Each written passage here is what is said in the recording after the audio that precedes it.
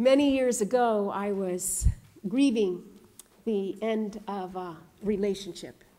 You don't have to listen to this, Dick.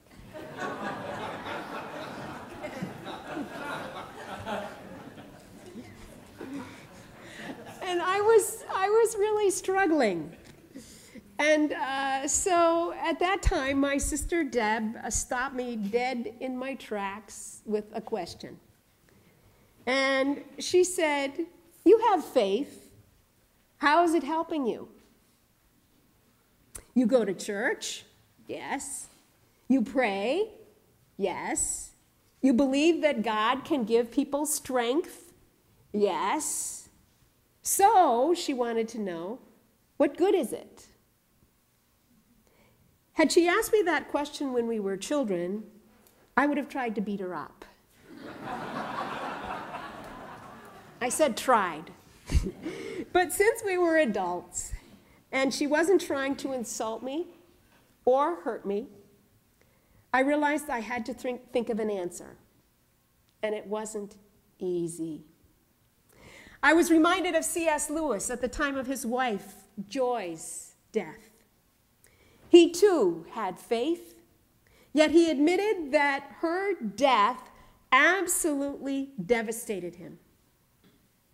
Spiritually, he felt as if he'd had the rug pulled out from under him. In hindsight, he concluded that his problem amounted to false expectations. He had certain notions of what to expect when, and the expected didn't happen, and the unexpected did, and he was blinded by confusion. Eventually, what he did was very simple. He worked at accepting God's grace and giving the ability to just keep going. On a day-to-day basis, that was all. And then finally, miraculously, he discovered, to his amazement actually, that his raging grief was giving way to a more settled state.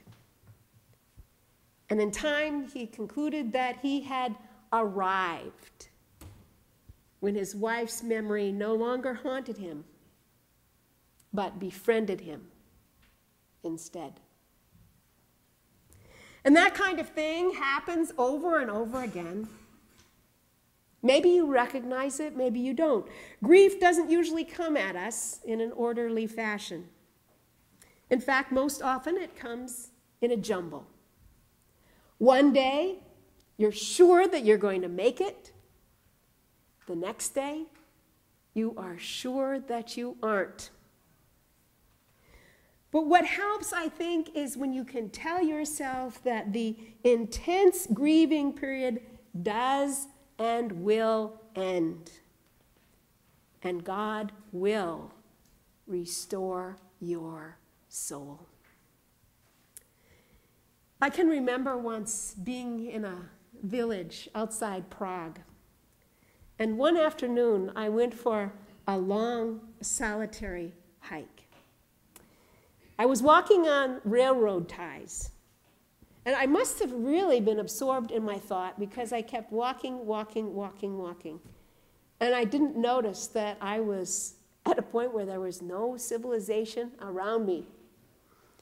And somehow I tripped and I fell. And I really butchered my knee. And it looked so gross. And in all honesty, I have to admit that I would have loved to have had a little small crowd of witnesses surrounding me at that point. People say, "Oh, no, I would have been so embarrassed." I wouldn't. I would have said, "Do you think you should call CAMS?" And in all honesty, I would have loved to have heard people gasp in horror. But no one did. No one was there. I wanted at least one other person to appreciate how much I was suffering. Not a soul. Not even a dog. I had plenty of blood to show for my pain, but I had no sympathetic presence.